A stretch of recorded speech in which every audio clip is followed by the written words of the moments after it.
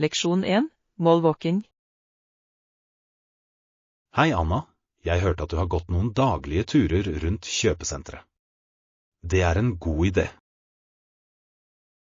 Ja, det har blitt litt av en rutine for meg. Kjøpesenteret er et perfekt innendørsrom for å få litt trening, spesielt på regnværsdager. Jeg kan se anken. Det klimakontrollerte miljøet og det flate terrenget gjør det til et ideelt tursted. Absolutt. Og det er praktisk også, jeg kan bare stikke innom på vei til jobb eller i lunsjpausen. Det er smart. I tillegg kommer du til vindusbutikken litt mens du holder på. Det er som å slå 2 fluer i en smekk. Nøyaktig. Jeg synes det er en fin måte å holde seg aktiv og få skritt inn uten at været er en faktor. Jeg elsker den ideen. Noen gjør til og med en hel treningsøkt ut av det, og tar runder rundt kjøpesenteret. Ja, det stemmer. Jeg har sett ganske mange mennesker gå powerwalking langs kjøpesenteret hver morgen. Det er dedikasjon. Men det er helt fornuftig som en måte å få treningen din i et trygt, behagelig miljø. Leksjon 2, hold deg koselig. Hei Anna, en ting til mens vi sluttfører piknikplanene. Synes du vi bør ta med et ekstra teppe eller 2? Det er en god idé, John. Det kan bli litt kjølig om kveldene, spesielt når solen går ned. Absolutt. Vi vil ikke at gjestene våre skal skjelve mens de prøver å nyte utemiljøet.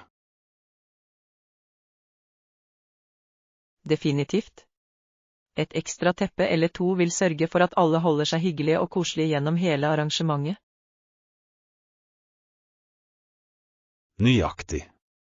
Det er alltid bedre å ha litt ekstra varme for hånden, for sikkerhets skyld. Helt enig. Jeg skal sørge for å pakke noen lette, men varme tepper som vi kan bruke. Perfekt. På den måten kan alle pakke seg sammen og være komfortable utover natten. Nøyaktig.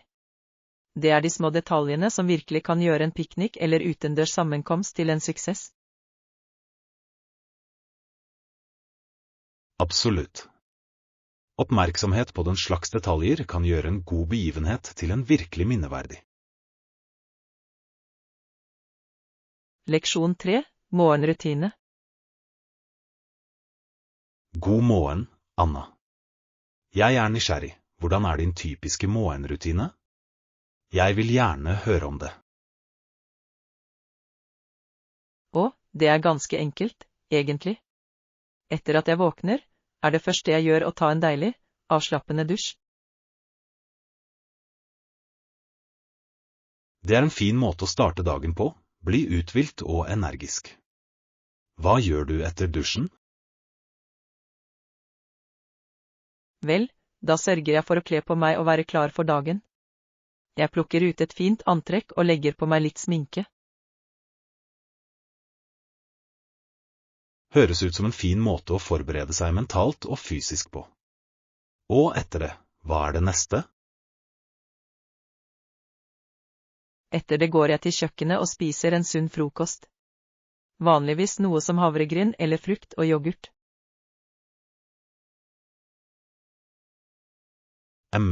Det høres deilig og næringsrikt ut. Å fylle bensin om morgenen er så viktig. Absolutt. Det gir meg energi og klar til å takle dagen som ligger foran meg. Har du en lignende morgenrutine, John? Ligner på noen måter, men sannsynligvis litt mer forhastet. Dusj, kle på deg, og så er det bare å ta noe raskt til frokost. Jeg skjønner. Vel, det handler om å finne det som fungerer best for din egen timeplan og preferanser, er det ikke? Nøyaktig. Så lenge vi tar vare på oss selv og starter dagen riktig, er det det som betyr mest. Leksjon 4. Å lage fortreffelighet. Å, Anna, jeg hørte nettopp om dette fantastiske kunstverket som nylig ble avduket. Tilsynelatende kostet det svimlende $3,5 millioner å lage. 3,5 millioner.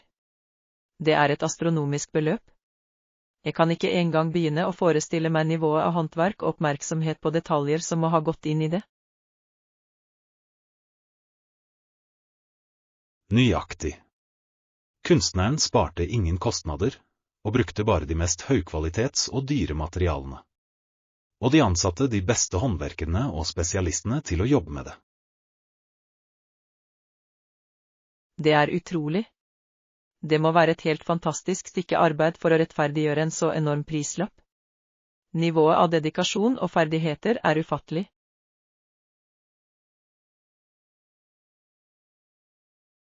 Absolutt. Jeg kan ikke engang fatte hva slags ressurser og arbeidskraft som gikk med til å skape noe sånt. Det er et sant mesterverk. Jeg vil gjerne se det personlig hvis jeg noen gang får sjansen. Å være vitne til det nivået av kunstnerisk fortreffelighet ville være virkelig fryktinngytende. Jeg kan bare forestille meg. Detaljnivået og presisjonen, kombinert med bruk av de fineste materialene, må gjøre det til et syn å se. Det er bemerkelsesverdig hvor langt noen kunstnere og håndverkere vil gå for å oppnå perfeksjon. $3,5 millioner er en utrolig investering. Det er det virkelig. Men jeg antar at for de som har en dyp forståelse for kunst og det fineste håndverk, er det en lønnsom utgift. Leksjon 5. Et øyeblikk av refleksjon. Hei, Anna. Har du noen gang tatt deg tid til å bare sette pris på de enkle gledene i livet? Du vet, jeg har egentlig ikke gjort det i det siste. Hva mener du? Vel, noen ganger synes jeg det er godt å gå tilbake og reflektere over alle de små velsignelsene vi har, som tid med venner eller en vakker solnedgang. Det er et godt poeng. Det er lett å bli fanget av hverdagens kjass og mas og glemme å bremse ned og ta alt inn over seg.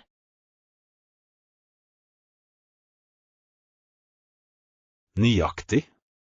Jeg opplever at selv bare noen få minutter med stille kontemplasjon virkelig kan lade opp batteriene. Jeg er enig. Det er utrolig hvor mye litt mindfulness kan gjøre. Har du noen favorittmåter å koble fra slappe av på? Noen ganger går jeg en tur alene, men andre ganger ringer jeg noen venner, så skal vi bare nyte hverandres selskap. Det er noe spesielt med å være til stede i øyeblikket. Det høres deilig ut. Jeg tror jeg skal prøve å få mer tid til sånt. Det er så viktig å gi næring til sjelen vår, synes du ikke? Absolutt. Å ta de små pausene for å reflektere og sette pris på øyeblikket kan gjøre en stor forskjell i vårt generelle velvære. Vel, takk for påminnelsen. Jeg skal gjøre et poeng å gjøre det oftere. Det er bare tilbakestillingen jeg tror jeg trenger.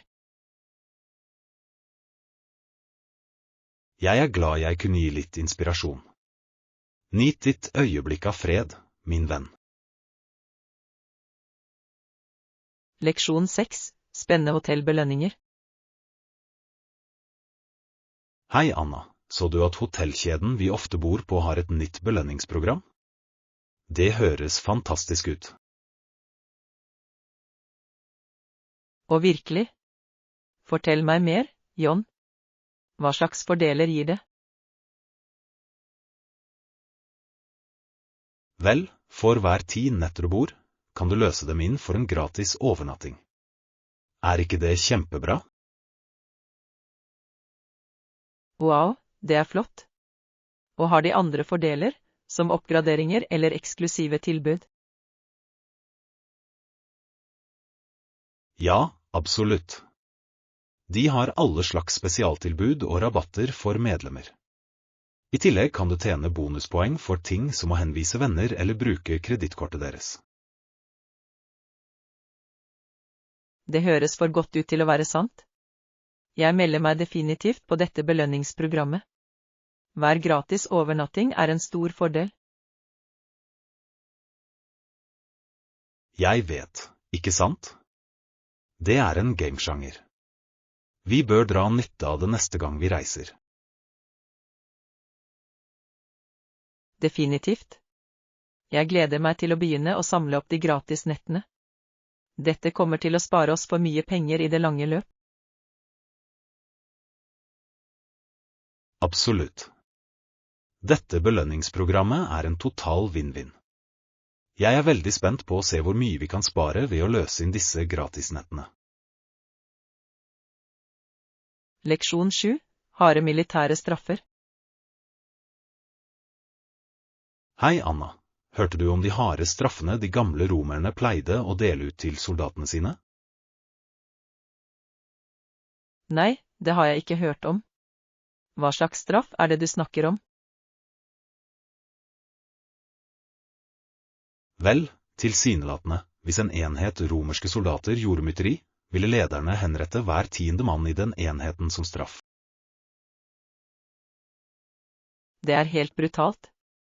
Henrette hver 10. soldat. Det er bare ufattelig grusomt. Jeg vet, ikke sant? Det er sjokkerende å tenke på at de ville ty til slike ekstreme tiltak for å opprettholde disiplin i hæren. Det er det virkelig. Jeg kan ikke tro at de ville straffe hele gruppen for handlingene til noen få. Det er bare så umenneskelig.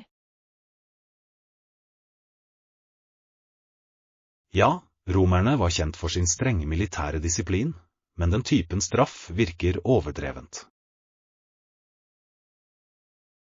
Definitivt. Jeg er glad vi ikke har slike harde militære straffer i dag. Det er bare barbarisk. Du har helt rett. Det er bra at vi har gått videre fra en så brutal taktikk. Moderne militære har mye mer humane måter å håndtere uredelighet på. Leksjon 8. Forberedelse til festen. Hei, Anna. Jeg tenkte på denne kommende festen vi har vertskap for. Er det noe annet vi bør diskutere eller forberede oss på? La meg tenke. Jeg tror vi har dekket de fleste nøkkeldetaljene, gjestelisten, menyen, dekorasjonene og underholdningen. Ok, flott. Jeg ville bare forsikre meg om at vi ikke glemmer noe viktig. Vel, en ting vi kan vurdere er å be folk ta med noe, som en rett eller en flaske vin, for å bidra til festen.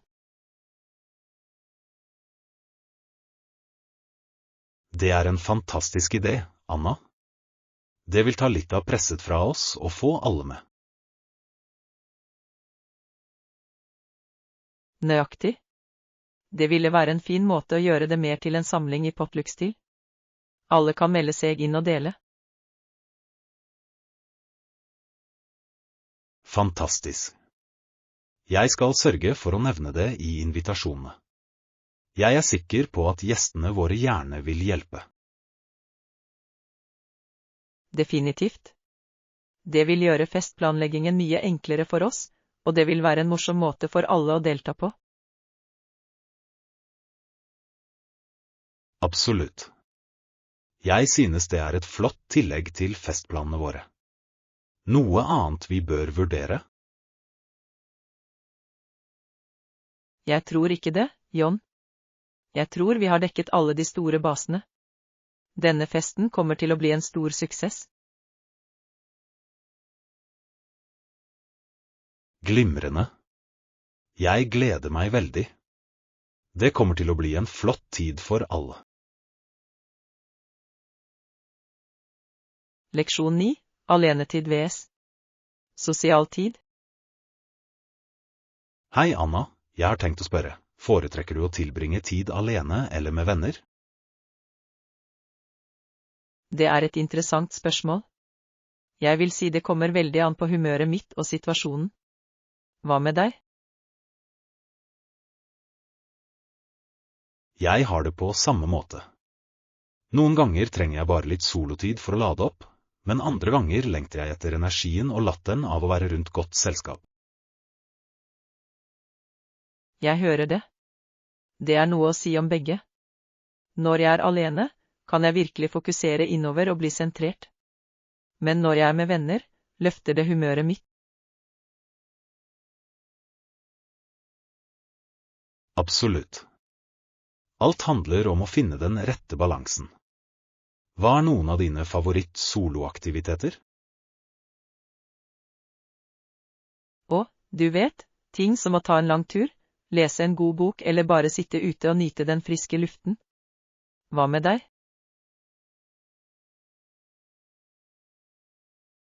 Lignende for meg. Jeg elsker å gå en tur eller sykkeltur på egen hånd. Det er bare en så fredelig måte å rense tankene mine på. Det høres deilig ut. Og når du har lyst på mer sosial interaksjon, hva liker du å gjøre?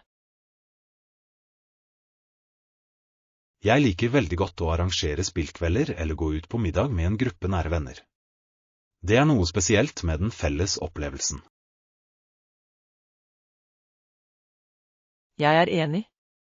Det er det beste fra to verdener, kvalitetstid med menneskene du bryr deg om, men uten de konstante kravene om å være på. Nøyaktig. Det er den perfekte balansen. Jeg er glad vi ser øye til øye på dette. Jeg også. Det er godt å vite at vi begge verdsetter den blandingen av ensomhet og fellesskap. Definitivt. Det holder oss jorde og energiske. Leksjon 10. Kulturelle påvirkninger. Hei, Anna. Fikk du med deg den nyheten om spanske påvirkninger i visse amerikanske byer? Ja, det gjorde jeg. Det var virkelig fascinerende. Jeg skjønte aldri hvor mye den latinamerikanske kulturen har formet steder som San Antonio og El Paso.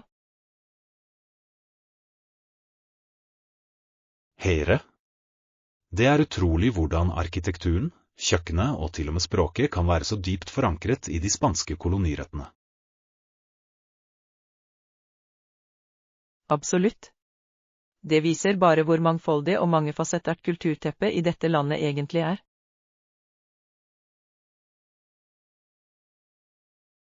Sikkert. Jeg synes det er virkelig berikende å se den slags blandede tradisjoner og historier utstilt. Jeg også. Det gir slike liv og karakter til disse byene. Har du noen gang besøkt noen av dem? Nei, ikke ennå, men det er definitivt på listen min nå. Jeg vil gjerne fordype meg i den unike kulturelle atmosfæren. Jeg tror du vil virkelig nyte det. Energien og lidenskapen der er til å ta og føle på. I tillegg er maten utrolig. Å, maten er det som virkelig fascinerer meg. Jeg er en stor fan av spansk og meksikansk mat. Samme her. Vel, du må gi meg beskjed hvis du ender opp med å planlegge en tur. Jeg deler gjerne noen anbefalinger. Vil gjøre det. Jeg setter pris på innsidetipsene. Dette kommer til å bli et så morsomt tillegg til reisebøttelisten min. Leksjon 11. En spesiell middag. Hei, Anna. Jeg har hatt lyst på noe litt utenom det vanlige til middag i kveld. Har du noen ideer? Å, noe spesielt, ikke sant? La meg tenke. Hva med en fin pastarett med hjemmelaget saus? Pasta høres bra ut, men jeg tenkte på noe litt mer unikt. Noen andre forslag? Ok, la meg brainstorme her. Hva med en god biff med noen stekte grønnsaker og en fancy saus ved siden av? Det høres bedre ut. Jeg elsker en god biff. Har du en spesiell oppskrift i tankene? Vel, jeg tenkte kanskje på en chimichurri-saus for å virkelig sette den opp. De lyse, urtesmakene ville passe så fint sammen. Chimichurri, ikke sant? Jeg tror aldri jeg har prøvd det før. Fortell meg mer. Det er denne fantastiske argentinsk-inspirerte sausen laget med persille, hvitløk, olivenolje og noen få andre smakfulle ingredienser. Så smakfull og frisk. Å, det høres herlig ut. Og du tror det vil komplementere en fin biff perfekt? Absolutt. Rikdommen i kjøttet vil bli vakkert balansert av den livlige, syrlige sausen. Greit, du har solgt meg. La oss gjøre det. Jeg blir sulten bare jeg tenker på det. Fantastisk. Jeg sender deg oppskriften slik at du kan samle ingrediensene. Dette kommer til å bli et så tilfredsstillende og spesielt måltid. Jeg kan ikke vente. Takk for flott forslag, Anna. Du vet alltid hva du skal anbefale. Glad for å hjelpe. Nyt din fancy biffmiddag i kveld, min venn. Jeg vil definitivt. Vi snakkes snart. Leksjon 12. Omfavnelse av den lokale kulturen. Hei, Anna. Jeg lurte på om du hadde noen tanker om hvordan vi fullt ut kan oppleve den lokale kulturen på vår kommende tur. Det er et flott spørsmål. Jeg tror å fordype oss i skikkene og tradisjonene på reisemålet er nøkkelen. Definitivt. Jeg vil sørge for at vi ikke bare skummer overflaten, men virkelig dykker ned i stedets kulturelle rikdom. Jeg er enig. Kanskje vi kan undersøke noen av kulturstedene og landemerkene du må se på forhånd.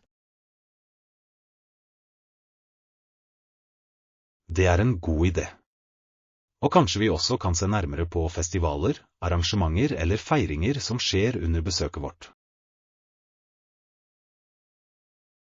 Og, det ville vært fantastisk. Å delta på en lokal festival eller kulturell feiring ville være en så autentisk opplevelse. Absolutt. Og vi bør også prøve å smake på det regionale kjøkkenet og kanskje til og med ta en matlagingskurs. Jeg elsker den ideen. Å lære om den lokale maten og hvordan man tilbereder den ville være en fantastisk måte å engasjere seg i kulturen på. Definitivt. Og vi kan også se inn i alle håndverksbutikker eller studioer der vi kan samhandle med lokale håndverkere. Det er et fantastisk forslag. Å kjøpe lokalt laget kunst eller håndverk vil være en fin måte å støtte samfunnet på. Nøyaktig. Og kanskje vi til og med kan prøve å lære noen få ord eller uttrykk på det lokale språket. Det er en fantastisk idé. Selv bare grunnleggende hilsener og høflige uttrykk ville vise respekt for oss. Helt. Jeg vil sørge for at vi opplever destinasjonen så autentisk som mulig. Jeg synes det er et fantastisk mål. Med litt forhåndsplanlegging og åpenhet for nye opplevelser kan vi virkelig fordype oss. Avtalt. Denne turen kommer til å handle om å omfavne den lokale kulturen og tradisjonene. Jeg er så spent. Det kommer til å bli et utrolig berikende og minneverdig eventyr. Absolutt. Jeg gleder meg til å dykke ned og oppdage alle de utrolige kulturelle rikdommene stedet har å by på. Leksjon 13, nettsalg. Hei, Anna. Visste du at Cisco Systems, et ledende teknologiselskap, står for omtrent 40% av salget på nettet? Wow, det er en virkelig imponerende figur. Jeg var ikke klar over at de hadde en så betydelig tilstedeværelse på nettet. Ikke jeg heller. Det viser bare hvor mye e-handelslandskapet har utviklet seg, selv for store selskaper. Absolutt. Evnen til å nå kunder globalt gjennom digitale kanaler må være en stor fordel for dem. Definitivt. Og det hjelper nok dem også med å effektivisere driften og distribusjon. Godt poeng. Å kutte ut mellommannen og selge direkte på nettet kan skape noen reelle effektivitetsgevinster. Nøyaktig. I tillegg lar det dem samle verdifull kundedata og skreddersy tilbudene deres. Det er en flott observasjon. Datainnsikten fra nettsalg må være utrolig verdifull for Cisco. Absolutt. De kan bruke denne informasjonen til å optimalisere produktene og markedsføringsstrategiene sine. Det er utrolig hvordan teknologi har forandret måten selv store, etablerte selskaper driver forretninger på. Helt. Fremveksten av e-handel har virkelig forstyrret tradisjonelle detaljhandelsmodeller på tvers av så mange bransjer. Definitivt. Det blir interessant å se hvordan andre teknologigiganter og produsenter tilpasser seg disse digitale trendene. Jeg er enig. Selskaper som effektivt kan utnytte online-kanaler vil sannsynligvis ha et reelt konkurransefortrinn. Sikkert. Det er en spennende tid å se hvordan landskapet fortsetter å utvikle seg. Definitivt. Dette er bare toppen av isfjellet når det gjelder den digitale transformasjonen av handel. Jeg kan bare forestille meg hva fremtiden vil bringe. Det skal bli fascinerende å se hvordan det hele utspiller seg. Absolutt. Endringstempoet kommer bare til å akselerere, det er helt sikkert. Leksjon 14, dykke ned i menneskelig atferd. Du vet, Anna, jeg har vært veldig fascinert av studiet av menneskelig atferd i det siste. Og å dykke ned i kompleksiteten i den menneskelige psyken, så spennende. Absolutt. Måten våre følelser, ord og handlinger flettes sammen er uendelig fascinerende. Jeg er enig, det er et så rikt og mangefasettert område for leting. Definitivt. Nyansene i hvordan vi kommuniserer og kommuniserer med hverandre er så overbevisende. Absolutt. De underliggende motivasjonene og impulsene som driver oppførselen vår er bare fengslende. Nøyaktig. Måten våre indre erfaringer manifesterer seg eksternt er så talende. Definitivt. Det taler virkelig til dybden og komplisiteten til den menneskelige opplevelsen. Sikkert. Jeg elsker å prøve å pakke ut alle lagene, hvorfor bak hva, om du vil. Nøyaktig. Det er som å skrelle tilbake løken for å avsløre de dypere sannhetene om oss selv. Nettopp. Det er bare så mye rikdom og kompleksitet å utforske. Jeg er helt enig. Det er et sant vindu inn i den menneskelige tilstanden. Absolutt. Jeg føler at jeg bare skraper i overflaten, men det har vært så givende.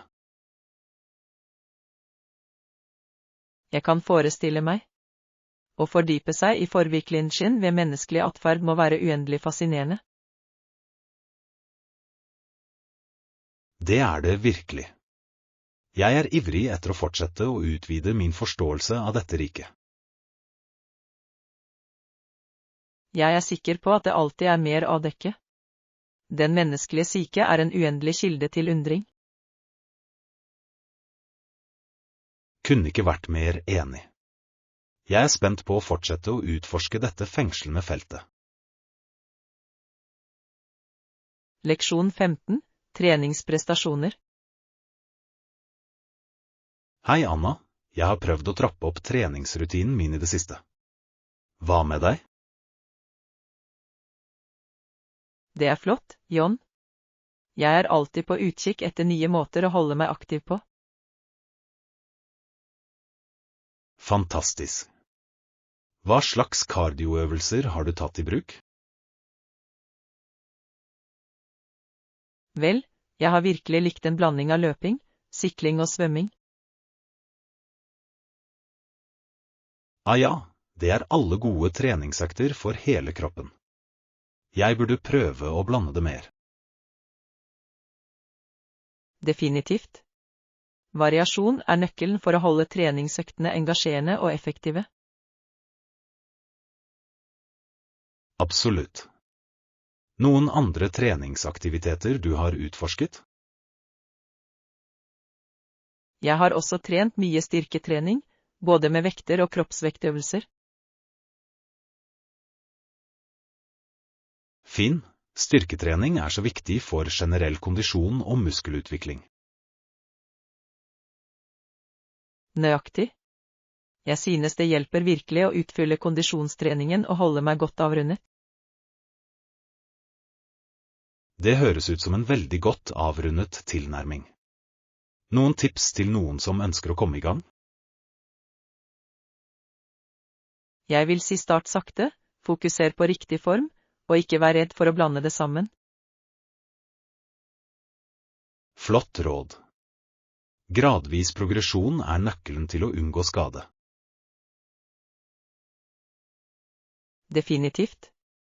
Konsistens og å lytte til kroppen din er også avgjørende.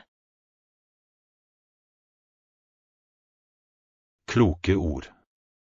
Takk for treningsinspirasjonen, Anna.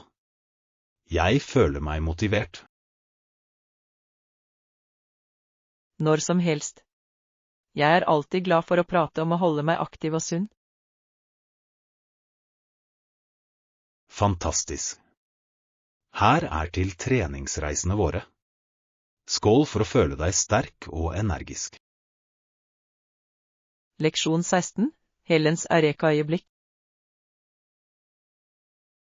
Hei Anna, jeg har tenkt på den rare historien du fortalte meg her om dagen. Ja, den om Helen og hennes erkjennelse om vann. Hva med det? Vel, jeg prøver fortsatt å vikle hodet rundt hele konseptet. Kan du lede meg gjennom det igjen? Ok, la meg friske opp minnet ditt. Slik jeg forstår det, hadde Helen dette dype øyeblikket. Høyre, rett. Hun gjenkjente plutselig at i tingen, i vann faktisk var den kule, våte, flytende greia. Nøyaktig. Det var som et lyspæreøyeblikk for henne å oppdage den sanne naturen til vannet. Wow, det er vilt. Jeg kan ikke forestille meg å ikke vite hva vann er. Hvordan kom hun til den erkjennelsen? Vel, tilsynelatende hadde hun blitt lært en mer abstrakt, konseptuell forståelse av vann. Interessant. Så hun måtte i hovedsak re fram hele sitt perspektiv på dette grunnleggende elementet. Nettopp. Det var dette store, øyeblikket hvor hun koblet lærebokkunnskapen til den virkelige verden. Fascinerende. Jeg kan se hvordan det vil være en virkelig dyp åpenbaring for noen. Definitivt. Det viser bare hvordan våre forforståelser kan forme vår forståelse av verden. Absolutt. Kraften til den typen kognitiv endring er egentlig ganske bemerkelsesverdig. Jeg vet, ikke sant? Det får deg virkelig til å tenke på grensene for vår kunnskap og oppfatning. Sikkert. Hellens historie er en god påminnelse om å alltid ha et åpent sinn. Definitivt. Noen ganger trenger vi disse uventede gjennombruddene for å låse opp nye nivåer av forståelse. Godt sagt. Hellens vannåpenbaring er absolutt til ettertanke. Leksjon 17. Formell antrekkseventyr. Hei Anna, jeg hørte at du har en fancy begivenhet snart. Fortell meg mer. Og ja, jeg er så spent. Det er en gallamiddag for jobben min, og jeg trenger en fantastisk kjole. Fint, en gallamiddag høres ut som en ganske formell affære. Har du begynt å lete etter den perfekte kjolen ennå? Ikke ennå, men jeg er definitivt på jakt. Jeg vil finne noe virkelig fantastisk. Jeg kan forestille meg. Slike arrangementer krever virkelig glamorøse, high-fashion looks. Absolutt. Jeg ser for meg noe elegant, kanskje med et snev av dramatikk. Og dramatisk teft, jeg liker det. Noen spesielle designere eller stiler du har i tankene? Vel, jeg heller mot en elegant, gulvlang kjole i en fyldig juvelfarge. Å, det høres helt nydelig ut. Veldig sofistikert og rød løper verdig. Jeg vet, ikke sant? Jeg vil føle meg som en total showstopper når jeg går inn. Ingen tvil. Med den rette kjolen vil du snu hodet til venstre og høyre. Haha, det er målet. Jeg ønsker å komme med en uttalelse og føle meg trygg. Jeg er sikker på at du vil finne den perfekte kjolen for å gjøre nettopp det. Når er den store begivenheten? Det er om et par uker, så jeg bør handle snart. Ønsk meg lykke til. Du trenger ikke flaks, dette har du. Jeg gleder meg til å høre alt om det etterpå. Ikke jeg heller. Jeg kommer garantert til å fylle deg med all glitter og glamour. Høres bra ut. Ha det gøy med kjolejakten, jeg vet at du kommer til å se fantastisk ut.